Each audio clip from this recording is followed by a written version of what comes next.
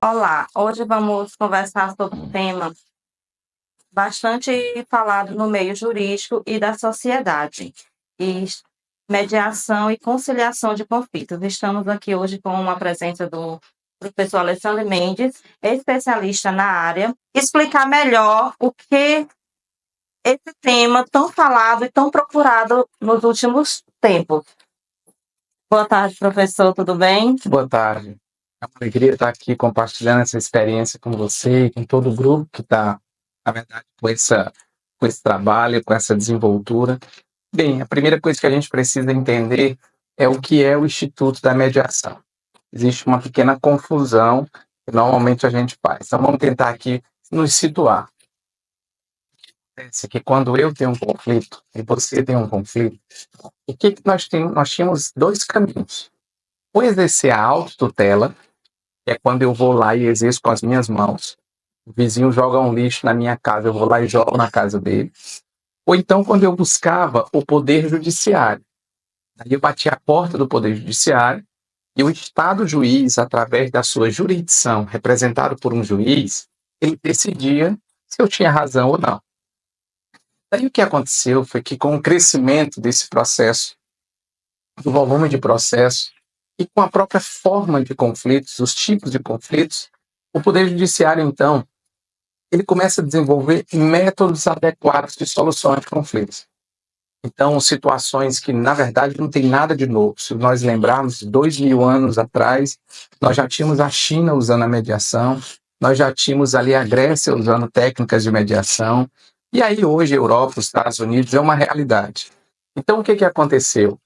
Daí, exercer a autotutela é uma responsabilidade que você pode até perder o seu próprio direito. A porta do Poder Judiciário sempre esteve à disposição do cidadão para que o cidadão pudesse exatamente se manifestar o seu problema. E o Poder Judiciário sempre através de um juiz decidia.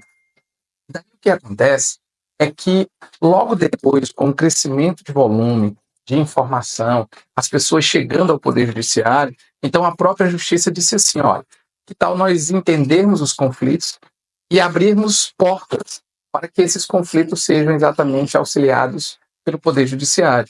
E foi nesse momento de uma política que já existia nos Estados Unidos, inclusive no final dos anos 80, ali no final dos anos 70, início dos anos 80, quando o Frank Sanden cria exatamente essa ideia do sistema multiportas. E aí o que acontece? Acontece que você tem um conflito e nesse seu conflito você pode buscar o Poder Judiciário, mas dentro do Poder Judiciário você também pode usar outros métodos. E aí é onde entra a conciliação e a mediação.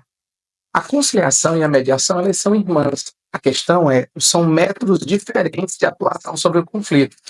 A conciliação, ela é usada muito mais para conflitos em que as pessoas não têm uma relação afetiva, de continuidade. Por exemplo, se você tem uma dificuldade comigo, nós tivemos aqui dentro de um espaço social, a gente teve um conflito, bens materiais, e eu tenho que pagar esse conflito, eu não vou conviver com você, nós não vamos ter uma relação extra, situação. Então, a conciliação ela vem para resolver parte desses conflitos. Já a mediação é um pouquinho diferente, porque a mediação ela está preocupada, o estudo voltado da mediação se preocupa exatamente com as relações interpessoais. Então, a mediação ela é muito utilizada quando você tem um conflito e esse conflito as pessoas vão precisar conviver. Por exemplo, conflitos profissionais. Então, de repente, você tem um conflito comigo, trabalhamos juntos, mas nós vamos continuar trabalhando. Então, a mediação é um método adequado para essa situação. Conflitos familiares, principalmente quando envolvem filhos. Por quê?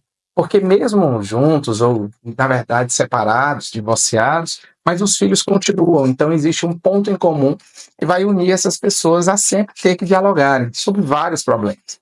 Então, a mediação, ela é um método adequado quando o conflito envolve situações que as pessoas precisam se relacionar, que as pessoas precisam superar aquela dificuldade. E aí o que acontece é que muitos pensam que a mediação vem para o Poder Judiciário com a função meramente de chegar a acordos. Bem, o objetivo principal da mediação é o reestabelecimento da relação. É reestabelecer as partes, É permitir que as partes possam voltar a se comunicar e que o diálogo seja o caminho entre elas.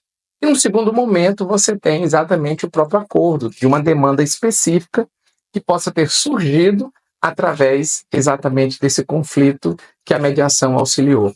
Então, é importante que as pessoas entendam que a mediação, especificamente a mediação judicial, ela, na verdade, não substitui a jurisdição, ela não está contra a jurisdição, mas, na verdade, estão emanadas. O Poder Judiciário cria um guarda-chuva e diz assim: dê-me o seu conflito e dar-te-ei as possibilidades de auxiliá-lo para que essa resolutividade possa chegar. Professor, muito obrigada pela sua explicação. Espero chegar ao consentimento e ao entendimento de muitas pessoas, que, como você disse, existem muitas pessoas, ainda mais nessa questão mais vulneráveis nas capitais do mundo, que entendem de outra forma a mediação como a resolução desse conflito, né? E a gente trouxe você aqui justamente para chegar esse vídeo, essa sua explicação nessas pessoas realmente que menos têm esse entendimento. Existe uma necessidade muito importante que a gente possa compreender que existem os tipos de conflitos. Então, existem os conflitos intrapessoais. Esses são os meus conflitos. É o que eu penso, é como eu vejo o mundo, é como eu me sinto, como eu sou. Esse conflito, na verdade, é tratado por psicólogos, psicanalistas, psiquiatras. Na verdade, são conflitos intrapessoais. A mediação não chega até eles. Nem a mediação, nem a jurisdição, nem a conciliação.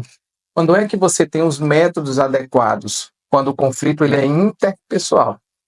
Quando o meu conflito passa a chegar e chega até você. Então, quando nós dois temos um conflito entre a gente, isso a gente chama de conflito interpessoal. E esse conflito interpessoal, aí sim você tem a mediação e você tem a conciliação. É importante a gente ainda aqui, de uma forma didática, fazer uma distinção, por exemplo, da jurisdição da mediação. Por quê? Vamos lá. Quando você tem um conflito que a jurisdição atua, a jurisdição ouve as partes, busca a produtividade dessas provas, né? As partes apresentam as provas, e você tem um terceiro, que é um juiz que decide. Por isso que a jurisdição e a arbitragem a gente chama de heterocomposição, porque o terceiro, convidado para auxiliar, decide sobre o conflito. Mas quando você tem a mediação e a conciliação, mediador e conciliador, eles não decidem. Eles não são juízes, eles não decidem. O que eles fazem é usar das técnicas aplicadas ao estudo da mediação, e ele, repito, foi o que eu disse, daqui não existe uma decisão. As próprias partes, orientados pelo mediador ou pelo conciliador, chegam a um acordo. Como as próprias partes decidem, a gente chama de autocomposição. Quer dizer, auto porque eles mesmos se decidem. Heterocomposição, quando um terceiro vem e decide. Então, conciliação e mediação é autocomposição. Já a jurisdição e a arbitragem, como você tem um terceiro decidindo, então você tem a heterocomposição. Por que eu estou explicando que isso é importante? É porque nem todo conflito ele deve ser exatamente sofrer uma intervenção da mediação. O método da mediação ele é um método aplicado tanto na esfera judicial quanto na esfera extrajudicial. É comum, por exemplo, dentro do Poder Judiciário existe uma lei, a Lei 13.140, e esta lei ela regula o procedimento de mediação no campo judicial. Então, no campo judicial, você tem o Código de Processo Civil, que é a Lei 13.105, você tem a Lei de Mediação, que é a Lei 13.140, e você tem a resolução exatamente de 2010 do Conselho Nacional de Justiça. Essa resolução 125 do Conselho Nacional de Justiça foi ela o marco dentro do Brasil que dissesse assim, olha, vamos repensar como o Poder Judiciário pode auxiliar a sociedade em seus conflitos. E aí nós tivemos depois a reforma do Código de Processo Civil até chegar à Lei de Mediação. E quando você pega a Lei de Mediação e pega a lei do novo Código de Processo Civil, parece assim, primeiro que elas foram juntinhas, né? Ambas surgiram praticamente no mesmo momento. Surgiram em 2015, uma ali em maio, a outra vai surgir no finalzinho de junho. E quando você pega a Lei de Mediação e o novo Código de Processo Civil, você começa a entender que toda a construção de mentalidade que levou à construção do novo Código de Processo Civil foi exatamente para trabalhar uma linha de restabelecimento das relações, de cooperação, exatamente de acordo. Então, o que o Poder Judiciário está percebendo é que esses acordos eles são extremamente vantajosos, porque quando as partes fazem um acordo, por que eu vou recorrer desse acordo se foi eu que fiz? Então, o acordo ele tem várias finalidades positivas. As finalidades são muitas, desde a questão de dirimir o conflito até impedir a consequente proliferação do próprio processo. Porque quando as partes chegam a um acordo, as partes são satisfeitas e automaticamente elas não têm interesse de recorrer. Eu não vou recorrer de uma decisão que eu acordei, né? E o acordo ele é interessante porque por que o acordo ele é interessante? Porque na verdade você chega à sua limitação e eu chego à minha limitação. De tal ponto que quando nós dois dissemos que até aqui podemos ir e isto satisfaz uma solução para o conflito, você tem um conflito não como um fator negativo, mas como um fator positivo. Dentro da mediação, a gente tem as escolas de mediação. É importante que você está assistindo aí, veja isso. As escolas de mediação é como elas formam os mediadores. Então, você, por exemplo, você tem uma escola de Harvard. Essa escola de Harvard, ela vê o conflito de uma maneira mais pragmática. Inclusive, é a que o Poder Judiciário tem adotado com mais frequência. Então, o que é isso? A gente vê o conflito, analisa as partes envolvidas e busca o que eles chamam de brainstorming, que são essas possibilidades de orientar as pessoas a chegarem ao conflito. Mas quando você tem uma escola chamada escola circular narrativa, essa escola ela tenta entender o conflito ultrapassando os limites das pessoas. Busca a origem desses conflitos e tenta entender se dentro desse ciclo quais são as possibilidades das pessoas envolvidas que possam ajudar nesse conflito. Então ela é muito mais investigativa, ela é muito mais prospectiva. E tem uma outra escola, que é a escola da mediação transformativa, uma escola que particularmente eu me assemelho muito, em dizer que o conflito, na verdade, não é um fim, mas é um ponto de virada para muitas soluções.